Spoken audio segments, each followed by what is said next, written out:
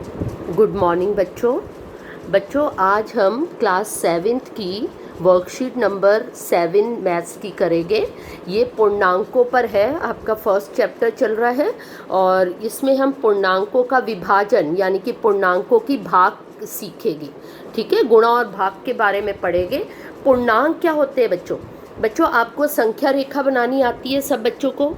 आप जब संख्या रेखा बनाते हैं तो इसमें बीच में तो ज़ीरो का अंक लेते हैं। ठीक है, इसके दाई तरफ राइट साइड पे जमा की संख्याएं लेते हैं और बाई तरफ अर्थात लेफ्ट साइड पे घटा की संख्याएं लेते हैं। तो ये जो ज़ीरो, जमा की संख्याएं और घटा की संख्याएं, ये सारा समूह मिल करके पूर्णांक कहलाता है। तो पूर्णांक जो है वो समूह है ज़ीरो, जमा की संख्याएं यानी कि धनात्मक संख्याओं और घटा की संख्याएं यानी कि ऋणात्मक संख्याओं का समूह, उनको हम कहते हैं पूर्णांक। तो यहाँ पर यही आपको दिखाया गया है, ये पूर्णांक है। और पूर्णांक को बच्चों हम इंग्लिश के लेटर से, कैपिटल लेटर Z से दर्शाते हैं। ठीक है, तो अब यहाँ पर देखिए बच्चों, अब हम पूर्णांकों की भाग कैसे करेंगे। जैसे यहाँ पर है घटा 5 को घटा 5 से भाग करना है।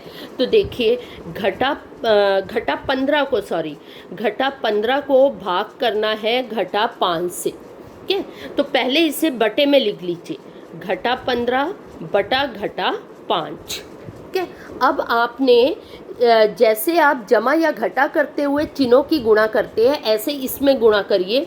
घटा घटा क्या हो जाती है, जमा, यानी कि आपका उत्तर जमा में आएगा।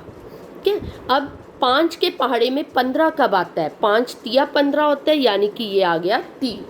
अगर आप ऐसे नहीं कर सकते बच्चे तो आप 5 को 15 से भाग करके देख लीजिए, 5 तिया 15। ठीक है, तो ये आ गया जमा 3, जिसको हम लिख सकते हैं सिर्फ 3 भी। जमा 3 और 3 का मतलब एक ही है। और आप ये भी कर सकते हैं, दोनों घटा के ऊपर नीचे ये कट गए। ठीक है, 5 एकम 5, 5 तिया 15, तो तब भी यही आएगा 3। 3 बटा 1 का मतलब है 3। अगर हर में 1 है तो उसे हम छोड़ सकते हैं। ऐसे इन्होंने अगला उदाहरण दिया हुआ है, 77 को भाग कर रहे हैं ये घटा 11 से।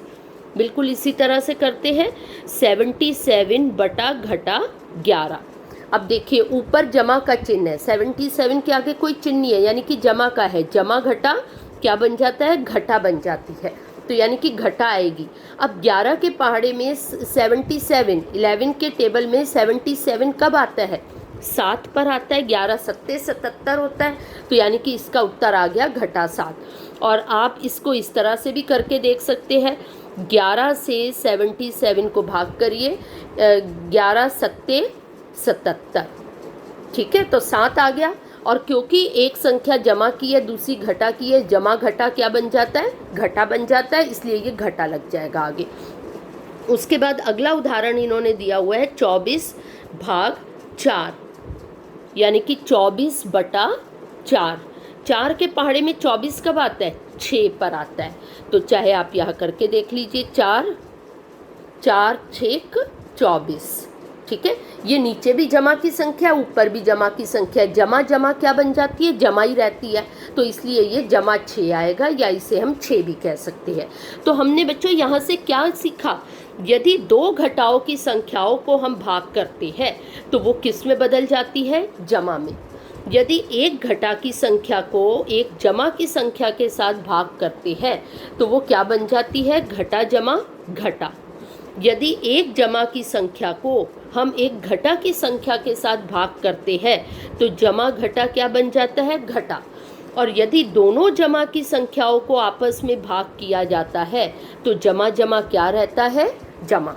यानी कि समान चिन्ह तो हमेशा जमा में रहेंगे और विपरीत चिन्ह अर्थात एक जमा एक घटा है या एक घटा एक जमा है तो वो घटा में रहेंगे।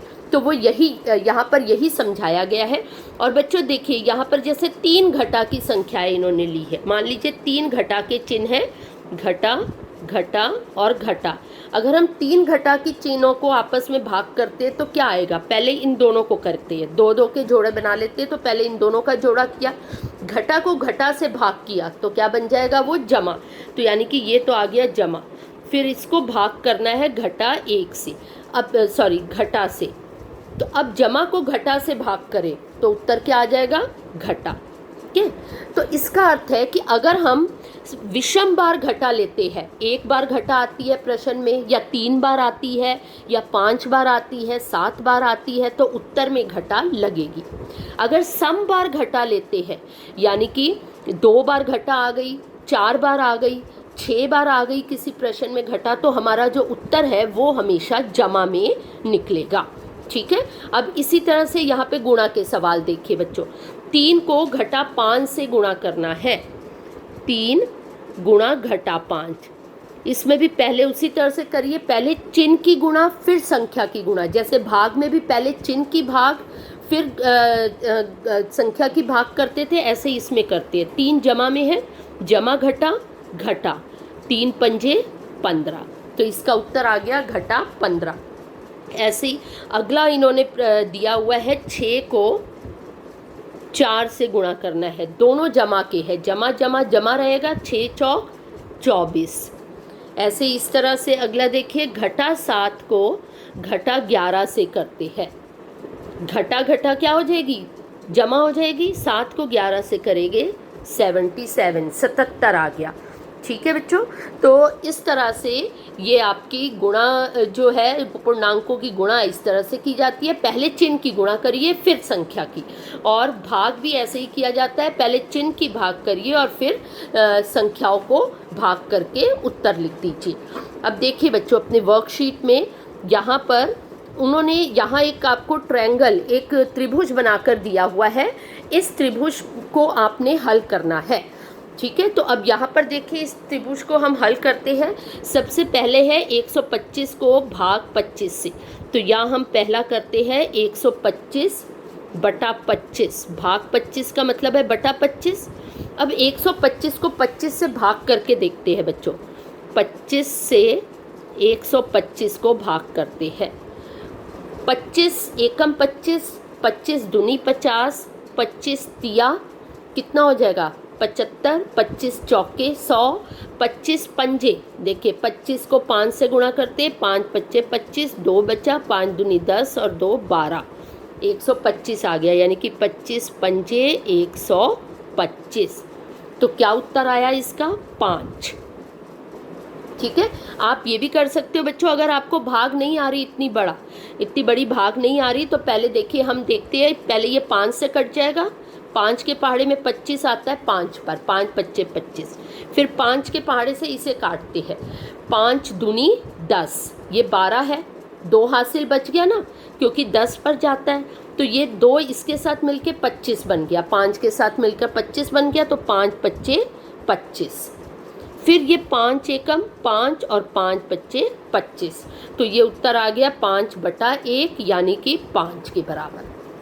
ठीक है, अब अगला देखिए, सेकंड है इनका -369 बटा 9, 9 से इसे करते हैं, देखिए घटा तो जमा घटा घटा घटा ऐसे ही आ जाएगी, 9 के पहाड़े में 36 कब आता है, 9 चौक 36, 9 रह गया, 9 के पहाड़े में 9 कब आता है, 1 पर। आप इसको भाग करके भी देख सकते हैं, 9 से भाग करते हैं हम 369 को, 9 चौक 36, ठीक है, 9 उतार लिया, अब ये उतरा 9, 9 एकम 9, तो 41 आ गया ना, 41 उत्तर आ गया, यही हमने लिखा, और क्योंकि यहाँ पर एक घटा का चिन्ह है तो वो घटा का चिन्ह यहाँ लग गया।